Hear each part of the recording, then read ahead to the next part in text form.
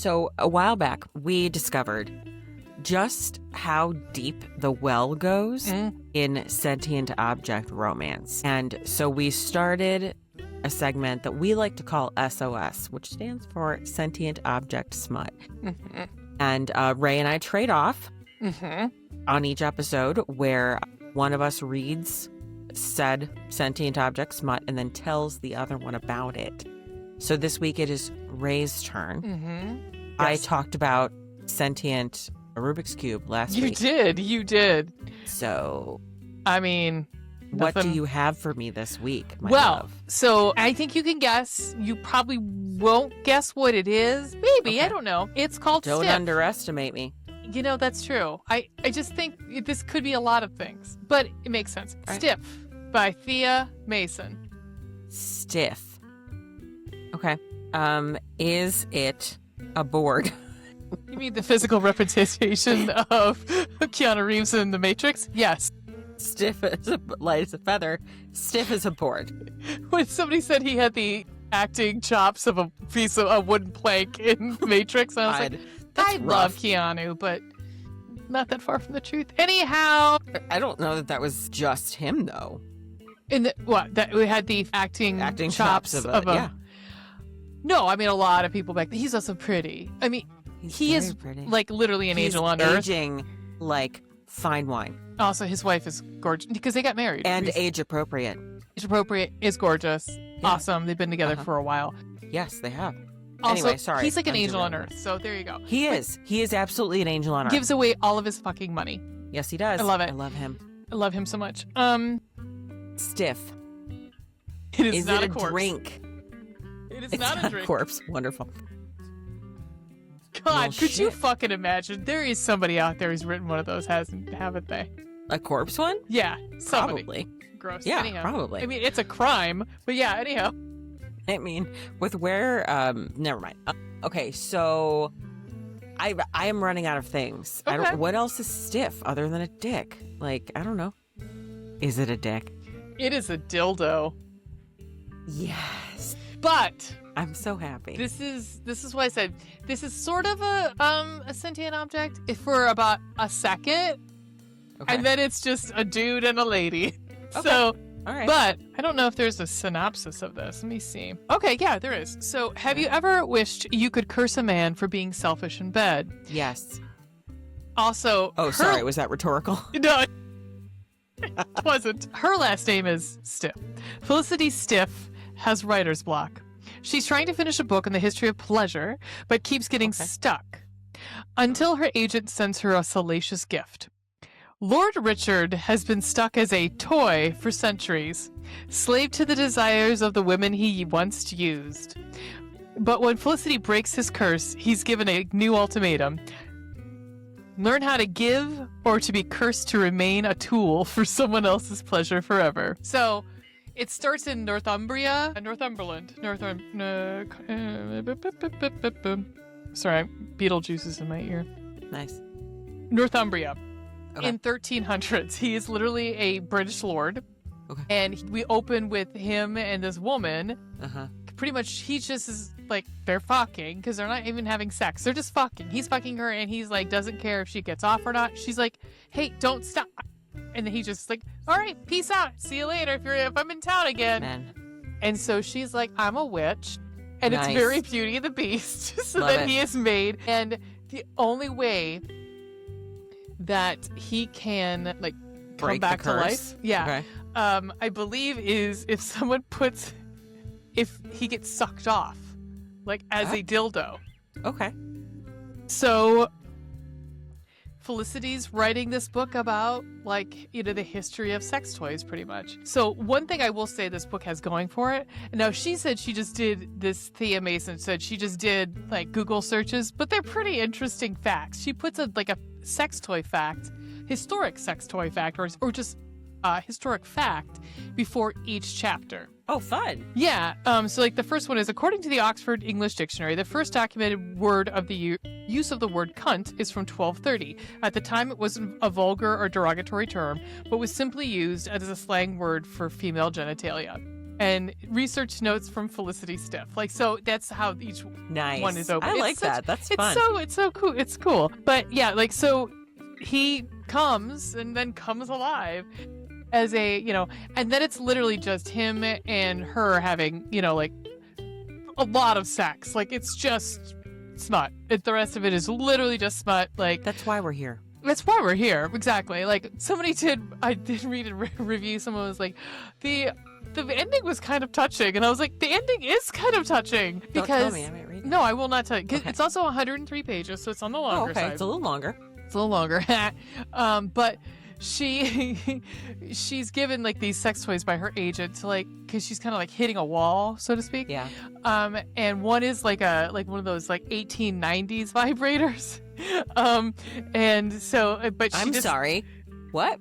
You say that like I'm supposed to know what you mean. Oh, actually, you know what? I think I have. For one of the first vibrators was called the Manipulator. The engine was so large that it intimidated patients, so they kept it in a separate room with just the vibrating tip protruding through a hole in the wall. Oh my God, it's like a glory hole. Yeah. But wow. No, that whole movie, Hysteria, is about that. Like in 1890, that's how, like, they said a woman had hysteria, that was the cure. That was a treatment. Is they'd go into their doctor. They'd have these hysteria doctors, and you go in there and they pretty much just put a vibrator in you, and they so that woman needed an orgasm. Yep. Yeah. So it would solve a lot of problems. Maybe. Yeah, I believe it's not going to hurt. No, but I will definitely recommend Hysteria. I really liked it. It's got Maggie Gyllenhaal. Yes. And I think it's got the what's his name? Professor X, the new Professor X, the younger one. James McAvoy. I believe it's James McAvoy's in it. But yeah. I want to be clear. I don't think that a solution to our problems is going to a doctor and having the doctor give us orgasms. I just mean generally women having orgasms isn't going to hurt.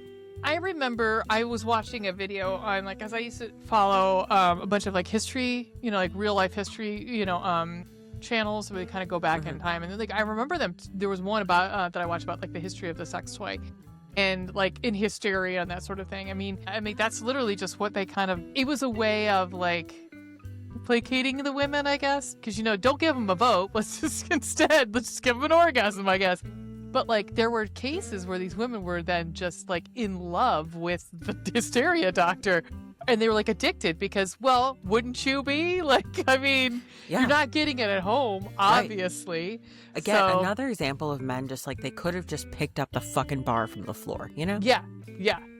But, like, can I read you some of, like, the little, like, trivia? Because, honestly, Absolutely. the rest of the book, I don't want to ruin it because I did like the little, like, I mean, honestly, they're, so, like, they're worried the rest of the time. There's always, like, a dark cloud that the witch is going to come back because she said she will come back and quiz him or give him, like, test him. And if he doesn't pass, then he goes back to being a ivory dildo.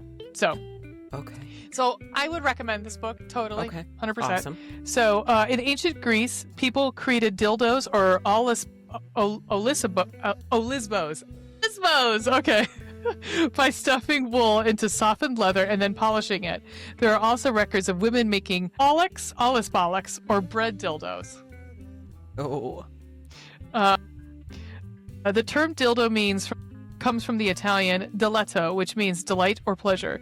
My little dildo that bendeth not and standeth as stiff as he were made of steel. Her glass friend refreshes her well and never makes her tender belly swell. From Thomas Nash's The Merry Ballad of Nash's 1592. I love that people are writing poetry about dildos. 100%. Makes me happy. Oh, here we go. The Kama Sutra talks about men using dolls hollowed out of pumpkins and oiled bamboo as sex toys when a sexual partner is unavailable. My reading out loud habits are not so great. Your hand is just not good enough, huh? No. Okay. In China in the 1200s, men used goat eyelids with eyelashes attached as cock rings with purpose of prolonging erections and increasing pleasure. Later, in medieval Europe, cock rings were made of ivory or precious metals and used as a form of jewelry. On occasion, they were created with additions that stimulated You know, like modern day cock rings have some give to them. You know, like they're usually made of silicone. Rubber. Like, yeah, like I would be nervous to put something hard like ivory around an appendage that swells. Did I ever tell you the story? And I'm not going to tell you who told me the story, but I do think it's actually a perfect time to share this story. Okay. So I have a friend who used to work for Walgreens, and you've heard me reference this friend before. And I think if he ever listens to this episode and hears me tell this story, he'll be proud. He usually sends me all, because he is one of those people who things happen around him constantly. Like I tell him all the time, you need to write this shit down. Yeah. Because he'll be somewhere and something will happen, like something big will happen. And so, but he had so many stories when he worked as like just a part-time job, second job at Walgreens. One day he had this little lady come up to him, like just kind of like, God. Like shuffle over. And she's like, excuse me, can you tell me where the cock rings are? And he's like, I'm sorry? Didn't know, but he's like, well, do you know Walgreens sells cock rings? I didn't know that. They do. Because since then, I've been in CVS and Walgreens, and they both carry vibrators, and they carry dildos, and they carry cock rings in the store. You know where I'm going every time I walk into one of those stores now. But there's this little, 70-year-old lady came in to buy a cock ring. So at Walgreens, for you, lady. I mean, good for her. Maybe she doesn't like to shop online. Maybe she doesn't want to go to adamandeve.com, Well, Melissa. The lady things. But yeah. Here you go. Here's the story for you. Wow. So, yeah. Stiff. I would recommend it. Incredible. Good job, old lady. Get it. You get it, girl. So that concludes our stiff portion of the podcast. I now need a stiff drink. Yes. So if you are watching on our YouTube, welcome. Thank you. You can like and subscribe below. Hit the notification button for whenever I get around to releasing another video. But you can find us on a whole bunch of social medias: Blue Sky, Threads, Instagram, TikTok, Discord. We have a Discord that no one uses, a Patreon that no one has joined. We do this podcast for us, you guys. It's a labor of love. We do. But you're always welcome to, because we are a bi-weekly romance podcast. We are. And we're welcome to have you.